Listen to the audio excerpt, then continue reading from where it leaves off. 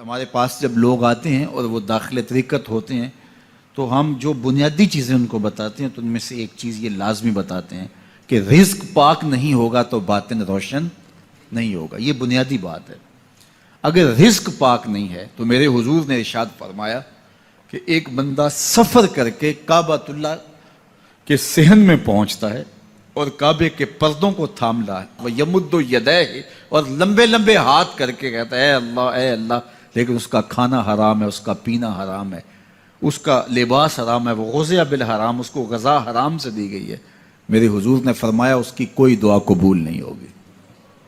سفر کیا, جنگل پہاڑ کاٹے, سمندروں کو پاٹ کر کے آگے گیا, ہواؤں کے کلیجے چیر کے آگے بڑھا, مہینوں کی مسافتیں طے کر کے گیا اور کعبۃ اللہ کے سامنے کھڑا ہے, سین حرم میں مطاف میں کھڑا ہے, لیکن اس کا جسم حرام سے پلا ہے. اس نے جو پہنا ہے اس لباس کا تانا یا بانا حرام کا ہے, اس کو غذا حرام کی دی گئی ہے, اس نے پیا حرام کا ہے, اس نے کھایا حرام کا ہے, تو پھر اس کا یہ سارا سفر رائے گاں چلا جائے گا, اس کو کچھ نصیب نہیں ہوگا.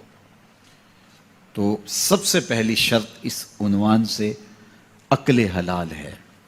اس کے بعد پھر صدق مقال ہے کہ آپ کی زبان جھوٹ نہ بولے.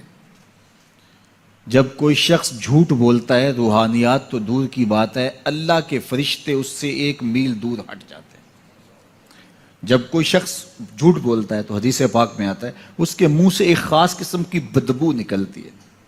اس بدبو کو ہم نہیں سونگھ پاتے لیکن فرشتے سونگھ لیتے ہیں, چونکہ فرشتے انتہائی حساس مخلوق ہے اور وہ جھوٹ کی وجہ سے نکلنے والی بدبو کو سونگھتے ہیں. اللہ نے حضرت امام اعظم امام ابو حنیفہ رضی اللہ تعالیٰ عنہ کو یہ بصیرت عطا کی تھی اور یہ باطنی نظر بخشی تھی کہ جب کوئی شخص وضو کرتا تھا تو اس کے وضو کے پانی سے پہچان لیتے تھے کہ یہ کس گناہ کا مجرم ہے. جب بندہ وضو کرتا ہے تو وضو سے ہاتھوں کے گناہ جھڑتے ہیں, منہ کے گناہ جھڑتے ہیں, تو وہ وضو کے پانی سے اس بات کو محسوس کرتے تھے. اللہ نے ان کو وہ بصیرت عطا کی تھی, لیکن انہوں نے اللہ کی بارگاہ میں عرض کی مالک مجھ سے یہ چیز چھین لے, یہ چیز مجھے نہیں چاہیے. لوگوں کے بارے میں جو ہے وہ ایسا گمان پھر پیدا ہوتا ہے. تو فرشتوں کو اللہ نے وہ حساس جو ہے وہ پاکیزہ وجود دیا, اور ان کی حس ایسی ہے کہ وہ بدبو جو انسان بولتا ہے اور لفظوں سے جو اثرات نکلتے ہیں وہ محسوس کرتے ہیں. تو جب کوئی شخص جھوٹ بولتا ہے تو اس کے جسم سے, اس کی زبان سے جھوٹ کے ساتھ بدبو نکلتی ہے. اللہ کے فرشتے 1 میل دور تک پیچھے ہٹ جاتے ہیں. تو مجھے بتائیے, جو شخص جھوٹ بولتا ہو کیا اسے کوئی روحانی مرتبہ مل سکتا ہے؟ یہ سوچا بھی نہیں جا سکتا, یہ امکانات سے ہی نہیں ہے. اللہ کے محبوب علیہ السلام سے پوچھا گیا کہ حضور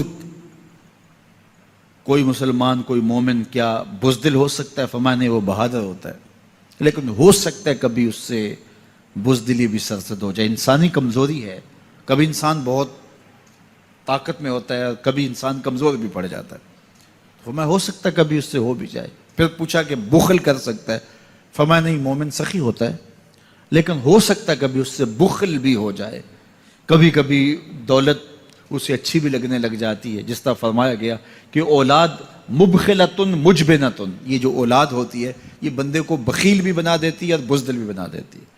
جب اولاد نہیں ہوتی تو بندہ سخی بھی ہوتا ہے اور بندہ جو ہے وہ مشکل حالات میں بھی کود جاتا ہے, لیکن جب اولاد ہوتی ہے تو پھر مشکل حالات میں کودنے سے پہلے سوچتا ہے میرے بچے ہیں یتیم ہو جائیں گے. اس کو یہ خیال آتا ہے, پہلے ایسے مال لٹاتا ہے لیکن اولاد ہو جائے تو پھر وہ اولاد کا سوچتا ہے کہ ان کے لیے کچھ میں جمع کر لوں. تو اولاد فرمایا میرے حضور نے کہ مبخلہ و مجبنہ, یہ بخیل بھی کر دیتی ہے اور یہ کمزور اور بزدل بھی بنا دیتی ہے. تو مومن ہوتا بہادر ہے, لیکن ہو سکتا ہے کبھی اس سے بزدلی بھی ہو جائے. مومن سخی ہوتا ہے لیکن کبھی ہو سکتا ہے اس سے بخل بھی ہو جائے. لیکن تیسرا سوال حضور سے پوچھا گیا کہ مومن جھوٹا ہو سکتا ہے؟ تو اس پہ 2 ٹوک کہا, نہیں جھوٹا نہیں ہو سکتا. یہ نہیں ہو سکتا کہ مومن ہو اور جھوٹا ہو, وہ سچ بولنے والا ہوگا.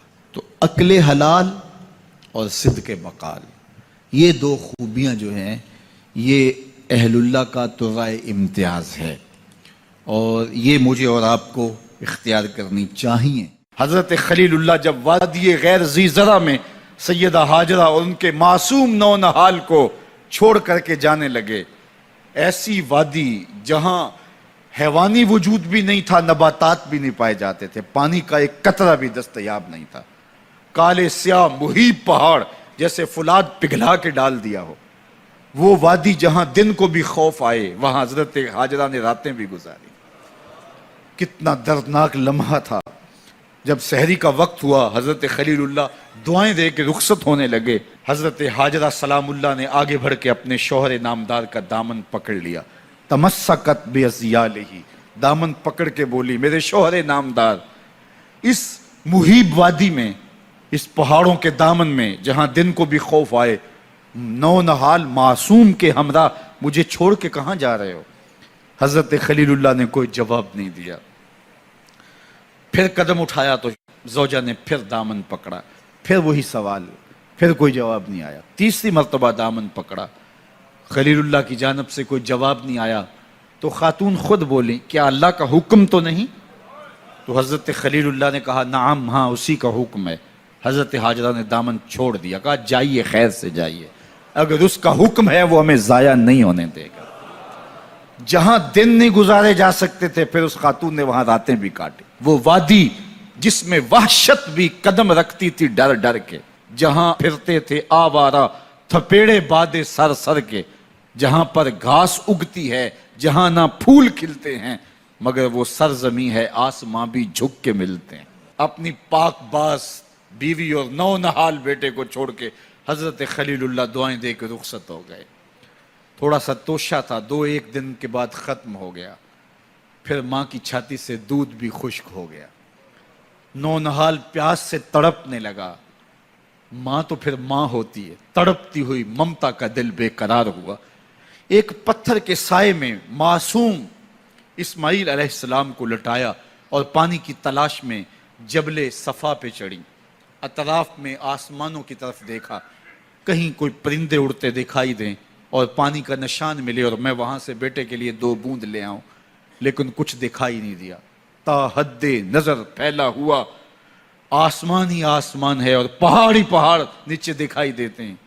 پھر مروہ پہ آئیں، درمیان میں نشیبی جگہ تھی، وہاں بیٹے کا من مونا چہرہ دکھائی نہیں دیتا تھا. دوڑ کے گزری اور جا کے صفا پہ گھوم کے دیکھا، کچھ نظر نہیں آیا. ادھر بھی دیکھ لیا، ادھر بھی دیکھ لیا، لیکن ماں تھی. پھر دوبارہ صفا پہ آئی، صفا پہ دیکھا، کچھ دکھائی نہیں دیا. پھر تڑپ کے مروہ پہ آئیں، وہاں پھر دیکھا، کچھ دکھائی نہیں دیا. پھر صفا پہ آئی، کبھی صفا پہ کبھی مروہ پہ. تڑپتی ہوئی ماں کی ممتا، بے قرار دل. ادھر پانی کی پیاس سے تڑپتا ہوا معصوم اسماعیل پتھر کی اوٹ میں. درمیان سے ماں گزرتی ہے تو بھاگ کے گزرتی ہے کہ بیٹے کا من مونا چہرہ بھی نگاہوں کے سامنے رہے. ذرا منظر تو دیکھو کتنا دل آویز ہے. اللہ اکبر، سینوں میں پتے پانی ہو جائیں، پتھر بھی ہو تو پگھل جائے اس زہرہ گداز داستان سے. لیکن اللہ پر توکل اور ماں کی بے قراریاں، کبھی صفا پہ کبھی مروہ پہ، زبان پہ شکایت نہیں ہے. پھر جب مروہ پہ پہنچتی ہیں، 7 چکر مکمل ہو گئے، تو ادھر کیا دیکھا کہ معصوم اسماعیل ایڑیاں رگڑ رہا ہے. ماں کا دل ڈولنے لگا کہ بیٹا آخری لمحوں میں. دوڑی کہ بیٹے کو جا کے اپنی چھاتی سے چمٹاؤں، ہو سکتا ہے 2 قطرے دودھ کے اس کی زندگی کی آس بندھا دیں. تو ماں دوڑتی ہوئی آئی، لیکن جب قریب آئی تو منظر بدلا ہوا تھا. معصوم کی ایڑیوں کے رگڑنے سے تازہ چشمہ پھوٹ رہا ہے. پانی ہے کہ بے قابو ہونا چاہ رہا ہے. آگے بڑھی، جلدی جلدی مٹی کی منڈھیری کرتے ہوئے کہا، زم زم، رک جا رک جا. اللہ اکبر. ہاجرہ سلام اللہ علیہا نے حضرت اسماعیل کی محبت اور اپنے رب پر توکل کی انوکھی اور البیلی داستان رقم کی. کہا، ہاجرہ تو نے بھی حد کر دی، لیکن قیامت تک تیری راہوں کو بھی جلوہ گاہ بنا دیں گے.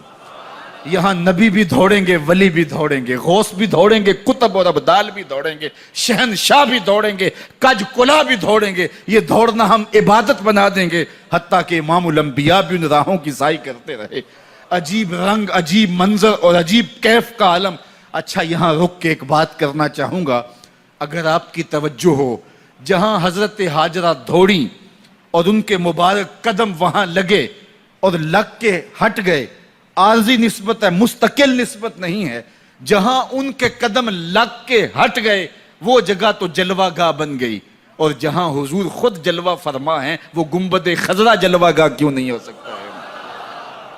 اب یہ پانی جہاں حضرت اسماعیل کے قدم لگے، یہ پانی دنیا کا عظیم ترین پانی ہے، اور پھر اس کا پروٹوکول یہ ہے، اس کو کھڑے ہو کے پیا جاتا ہے۔ یار یہاں بھی روک کے ایک بات کہہ دوں، حضرت اسماعیل کے قدموں کو چھونے والے پانی کا پروٹوکول ہے کہ اس کے لیے کھڑے ہو جائیں، اور حضرت اسماعیل مسجد اقصیٰ میں جس کے پیچھے کھڑے ہو کے نماز پڑھتے ہیں، اس امام کے لیے کھڑے ہو کے مصطفیٰ جان رحمت پہ لاکھوں سلام پڑھ لیں تو اس میں شرک کہاں سے آ جائے گا؟